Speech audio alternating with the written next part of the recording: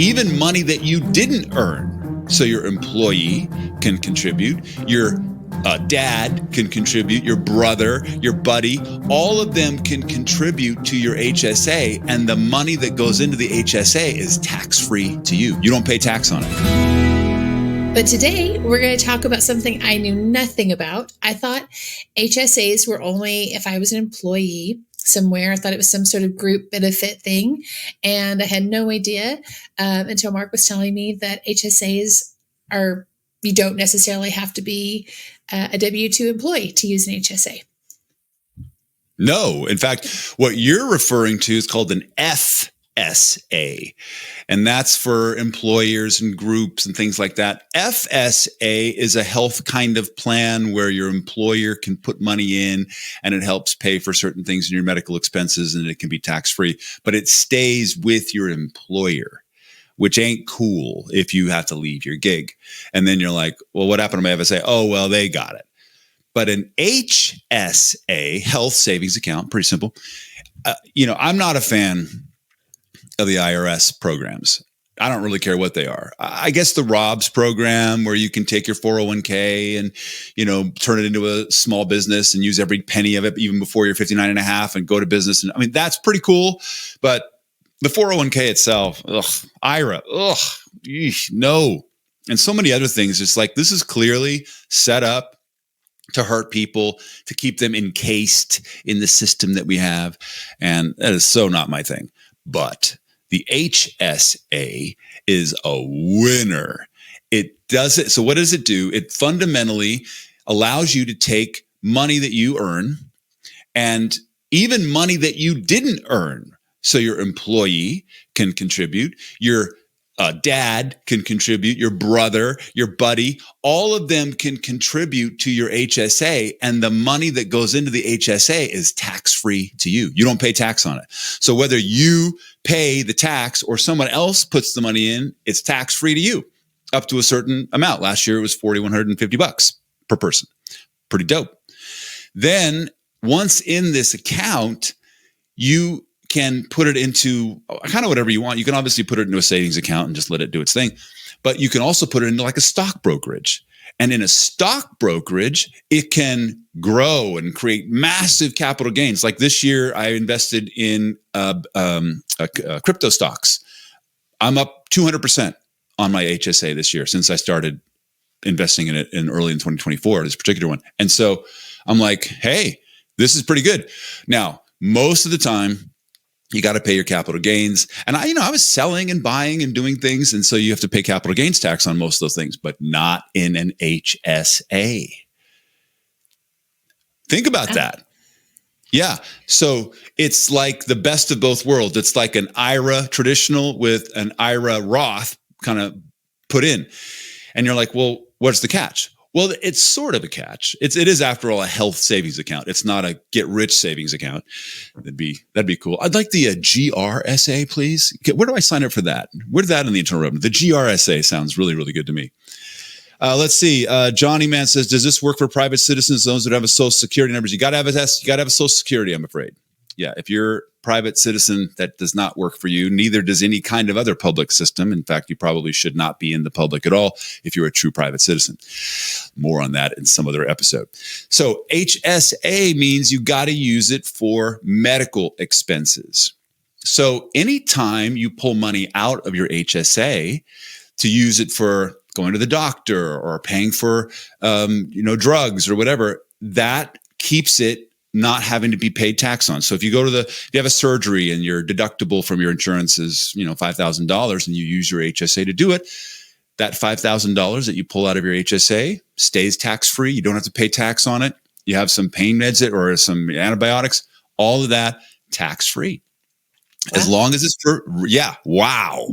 as long as it's for reasonable medical expenses for your person, not cosmetic. Can't go get a boob job on an HSA, at least not last time I checked. I tried to get my boobs done, but you know what I'm saying? They wouldn't pay. But what about stem cells, for instance? Because I know you've had stem cells. It was medically necessary. Yeah, I could not. I got to the place where I could not walk. Now, I love that question, Sterling. That's so great because we don't want to conflate what insurance will pay with what an HSA is qualified for. Those are apples and oranges. You can absolutely go get a procedure if it's medically necessary that insurance doesn't pay for. The IRS doesn't care. The IRS doesn't say, well, if the insurance didn't pay for it, then we don't either. No. So pay cash, all of that's good. But it's so very powerful. There's some other really cool things about it. And then there are, like I said, no free lunch. There's some bad things that we need to make sure we don't step our foot in the bear trap. You cannot, if you use the money for something other than medical, you can. Just like in an IRA, you can always, or your 401k, you can always pull the money out. You're going to take 10% penalty for an IRA or a 401k. But an HSA, it's 20 plus.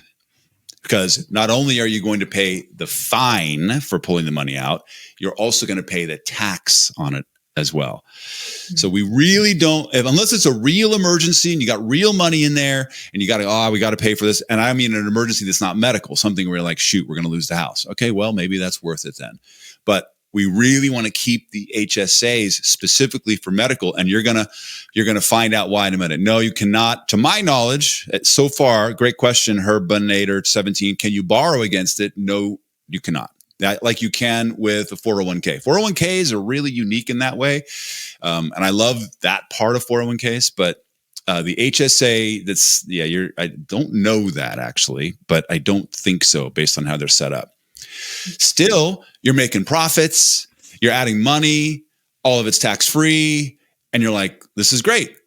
And once you click over to 65, not 59 and a half like all the IRA folks, once you click over to 65, then you can pull the money out and use it for other things that are not medical oriented. You'll still just pay the tax. You won't have that extra fee.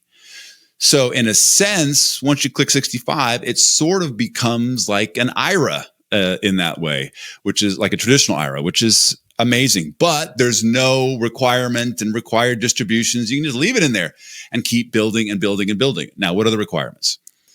So the requirements are you cannot be on Medicare. If you're on Medicare, guys, look,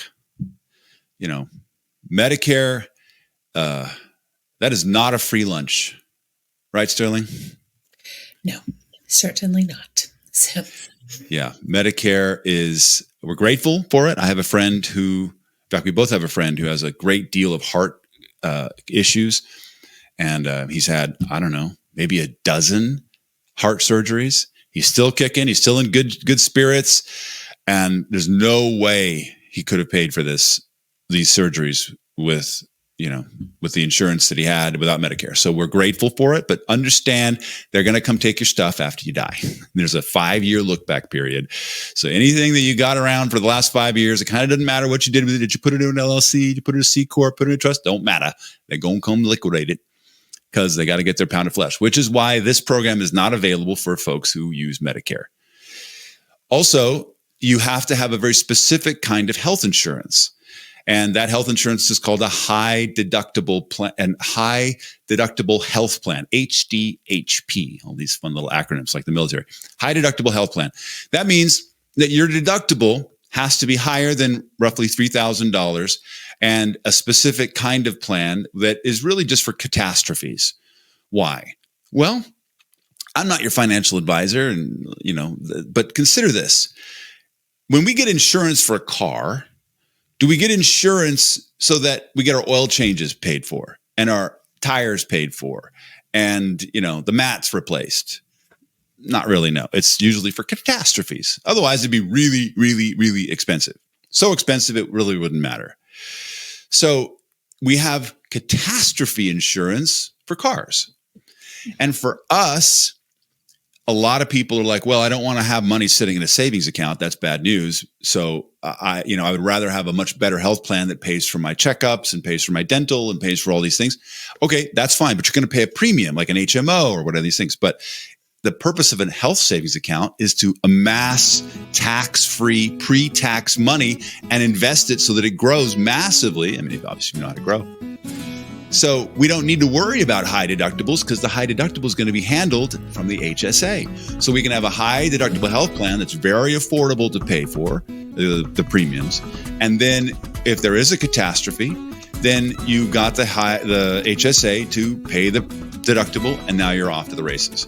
So also one other thing about the HSA, it does not pay for your health insurance premiums. It cannot work that way. So that's going to come out of your cash. But then every other part of your medical expense can be handled from the HSA, including the deductible. So that's a pretty good deal when it comes down to it. So does this make sense? If you're with me, you guys know the rules of the chat. If you understand what we're talking about, put a 1 in the chat box. If you're confused, put a 0 in the chat box. If you're having your mind blown, put an exclamation point in the chat box. And if you're just mad, like, man, I wish I'd have known this 20 years ago, put an 8. Eights are for our eighters, the angry folks. And I love angry folks, people that are mad, because that means that you're present, you're challenged, and hey, that's what we're here to do. We're here to think outside the box. Stacks over tax, after all.